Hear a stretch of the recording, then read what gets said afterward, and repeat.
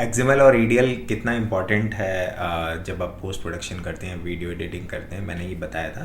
तो आज उसके ऊपर मैंने एक पूरी फुल एक ट्यूटोरियल टाइप में वीडियो बनाई है, जिसमें मैंने क्या किया है कि एक्सएमएल और ईडीएल को एक्सपोर्ट कैसे करते हैं, और उसको मान लीजिए आपके पास वो हार्ड डिस्क करप्ट हो गई, वो हार्ड डिस्क उड़ गई, तो दूसरी हार्ड डिस्क से कैसे आप बैकअप हार्ड डिस्क को उसको कनेक्ट करेंगे, कैसे कनेक्ट करके पूरे डेटा को रिवील करते हैं, पूरी टाइमलाइन को रिवील करते हैं। तो ये पूरा मैंने इस प्रोसेस में समझाया हुआ है।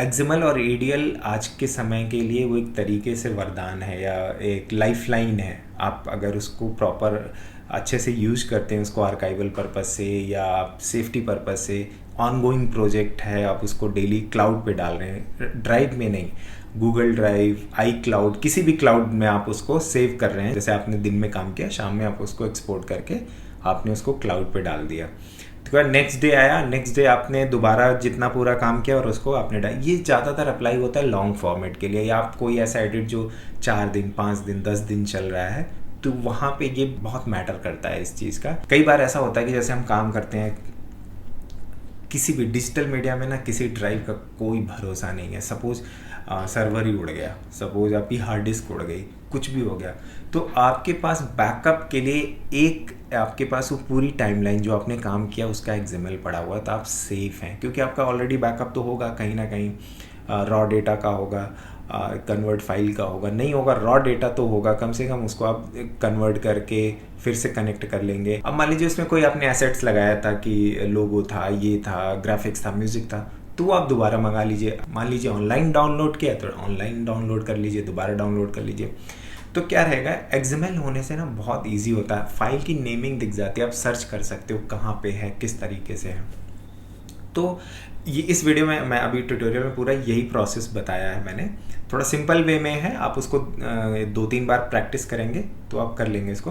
तो चलिए शुरू करते हैं कि कैसे एक्सएमएल इंपोर्ट करते हैं, कैसे एक्सपोर्ट करते हैं, कैसे कनेक्ट करते हैं, कैसे रिकनेक्ट करते हैं। तो हम लोग क्या करेंगे, सबसे पहले प्रीमियर ओपन कर लेंगे। ये अपना प्रीमियर ओपन हो गया। तो यहाँ पे आप देख रहे होंगे कि ऑलरेडी प्रोजेक्ट है ओढ़नी, इसको हम ओपन करेंगे। अब ये ओपन हो गया, ओपन हो गया। तो ये ऑफलाइन दिख रहा है, इसको कैंसिल कर देंगे। ये पूरी टाइमलाइन ओपन हो गई है, जिस पे हम आपको एक्सएमएल को एक्सपोर्ट करके और डिस्कनेक्ट करके पूरा वर्कफ्लो दिखाएंगे। तो ये अपनी टाइमलाइन है, ऊपर नीचे, ऊपर ग्रेडिंग फाइल लगी है, नीचे अपनी कन्वर्टेड फाइल लगी है। तो हम फाइल में जाएंगे, फाइल में एक्सपोर्ट में जाते हैं, और एक्सपोर्ट में फाइनल कट प्रो एक्सएमएल, आप इस पर क्लिक करना है आपको। जैसे ही क्लिक करेंगे लोकेशन मांगेगा। लोकेशन हमने एक हार्ड डिस्क में ऑलरेडी बैकअप में इसमें बना रखा है, ओढ़नी ऐड, और यहाँ पे एक फोल्डर बना लेते हैं एक्सएमएल। अब ये क्रिएट हो गया, यहाँ पे हम सेव कर देंगे इसको। तो ये थोड़ा सा इस तरीके से एरर आता है, बट उससे को ओके कर देना है, ठीक है। तो अब हम क्या करते हैं, एक्सएमएल तो बना लिया, अब हम जिस हार्ड डिस्क में ये प्रोजेक्ट है उस हार्ड डिस्क को इजेक्ट कर देते हैं, और प्रीमियर को दोबारा ओपन करते हैं। हार्ड डिस्क इसलिए इजेक्ट करके दिखा रहे हैं ताकि ये पहले जो प्रोजेक्ट खुला था पूरा जिस हार्ड डिस्क में था उसको इजेक्ट कर रहे हैं। अब हम न्यू हार्ड डिस्क से कनेक्ट करेंगे इसको। तो यहाँ फिर से न्यू प्रोजेक्ट ले लेंगे अपन। अब प्रोजेक्ट का ये देखिए आ गया, नया सर्वर इजेक्ट हो गया है। तो इसी में पहले डेटा था वो इजेक्ट हो गया है। अब यहाँ पे लोकेशन हमने बैकअप का ले लेना है, बैकअप पे हम आ गए, ओढ़नी ऐड एक्सएमएल बनाया था हमने इधर। यहाँ पे प्रोजेक्ट बना लेंगे अपन। प्रोजेक्ट पे क्लिक किया, चूज़ क्रिएट। तो अब ये पूरा ब्लैंक है। अब यहाँ हमें क्या करना है, इंपोर्ट करना है एक्सएमएल जो हमने पहले निकाला था। तो हम यहाँ पे गए ओढ़नी ऐड में और इसको इंपोर्ट किया इस तरीके से थोड़ा। अब यहाँ पे सारी फाइल ऑफलाइन है, क्योंकि अब वो हार्ड डिस्क तो इजेक्ट हो गई है, तो अब वो पूछ रहा है कहाँ पे है वो डेटा। तो हम इसको अभी कैंसिल कर देते हैं, हम आपको मैन्युअली करके दिखाते हैं, फिर इधर दिखा देंगे। अब हमें अपनी टाइमलाइन इसमें ढूंढनी है। टाइमलाइन कहाँ है, टाइमलाइन का सिंबल ये आ गया डायलॉग करके, हाँ। अब ये पूरा ऑफलाइन दिख रहा हो आपको, क्योंकि अब वो हार्ड डिस्क इजेक्ट हो गई, तो अब इसमें तो डेटा है नहीं। तो अब हम न्यू हार्ड डिस्क को कनेक्ट किए जिसमें हमारा बैकअप पड़ा हुआ था पूरा।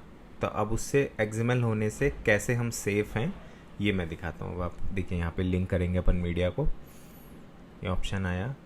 अब हम बैकअप में जाएंगे और हमने इधर ये देखिए नीचे ओढ़ने पे क्लिक कर दिया और इसमें ये हमने देख लिया कि कहाँ पे शो कर रहा है। सर्च करेंगे, आप फोल्डर को ही सर्च करेंगे तो क्लिप आ गई। ये देखिए पहली क्लिप रिवील हो गई।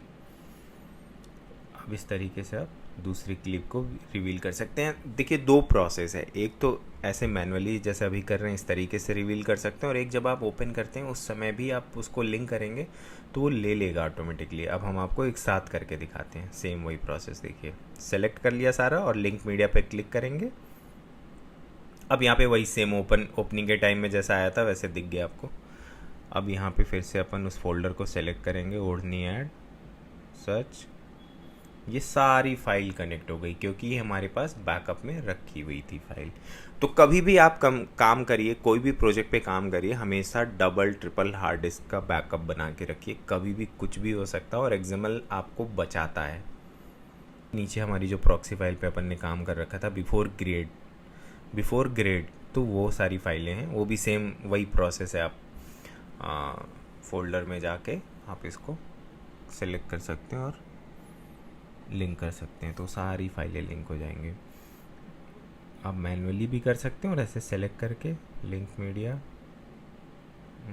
सारी सेलेक्ट हो गया। और उसके साथ जो लिंक ऑडियो था देखिए वो भी ऑलरेडी कनेक्ट हो गया। बट अभी जो अलग से कुछ ऑडियो थे जो जूम फाइल होंगी वो नहीं, जूम माइक की फाइल है वो नहीं कनेक्ट हुई हैं, तो उनको हम मैनुअली कनेक्ट करते हैं। ये भी देखिए जो लिंक्ड है वो कनेक्ट हो गई। अब ऐसे सारा सेलेक्ट करके आप पूरा कर सकते हैं। तो प्रोसेस दो तरीके से, इस तरीके से भी कर सकते हैं और जब ओपनिंग के टाइम भी आप कनेक्ट कर सकते हैं, मैनुअली भी कर सकते हैं। ये मुझे बताना था आप लोगों को तो मैंने इसको मैनुअल करके आपको दिखाया। ये देखिए फटाफट इसको लिंक कर लेते हैं। और